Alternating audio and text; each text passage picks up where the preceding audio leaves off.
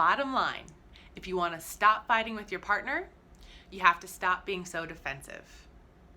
In today's video, I'm going to talk to you about how to deal with defensiveness.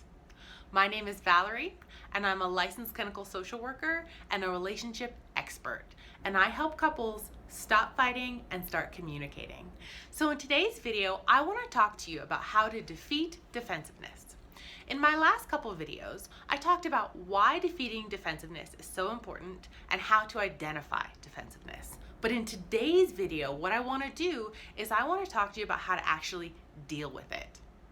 So let's just recap. What is defensiveness? Defensiveness is this natural, normal state that happens anytime someone feels accused or blamed or criticized. It's really natural and normal to feel defensive when you're in a conflict with your partner. The downside of defensiveness, however, is that it kills communication because it shifts the conversation away from the problem at hand and makes it all about who's right and who's wrong. And that's why it's so important to defeat it. The next time you feel defensive in any conversation or conflict with your partner, I want you to try these 3 steps. Step 1, find your calm. Step 2, accept responsibility. And step 3, listen and reflect. Those are the 3 steps for defeating defensiveness. So let's start with step 1, find your calm. Again, defensiveness, natural and normal.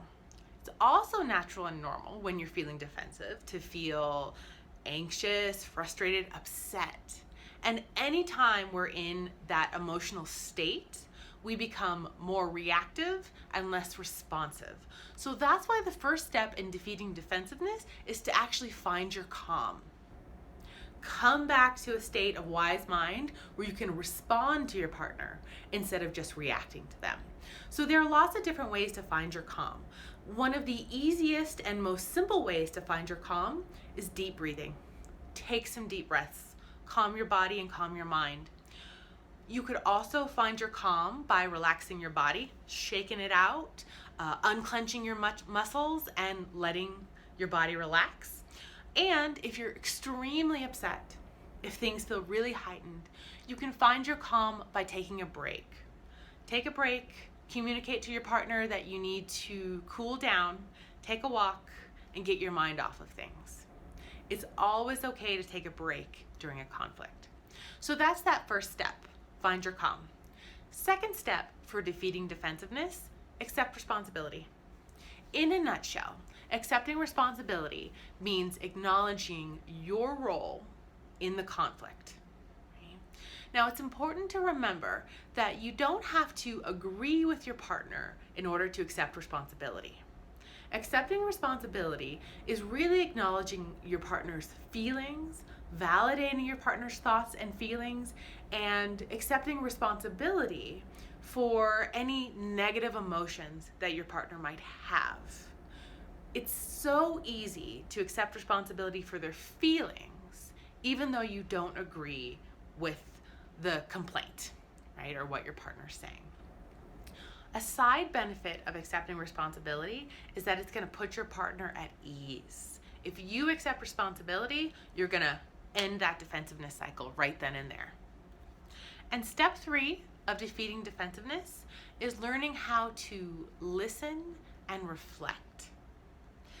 This part is critical because this is where you have a chance to create space for your partner to explore their thoughts and their feelings and for you to really understand what's going on for them.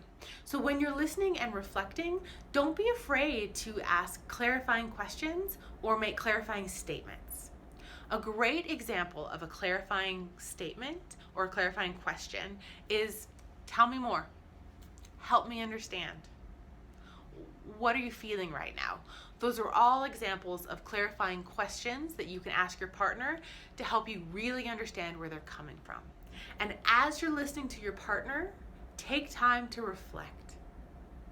Really reflect on your own words, actions, behaviors, so that you can understand how you make an impact on them. So that's that final step in defeating defensiveness. Listen and reflect. I hope you found this video helpful.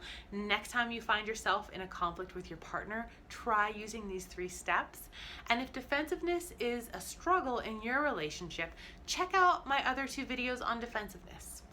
They'll help. So stay tuned to our channel, subscribe, and we'll talk to you again soon.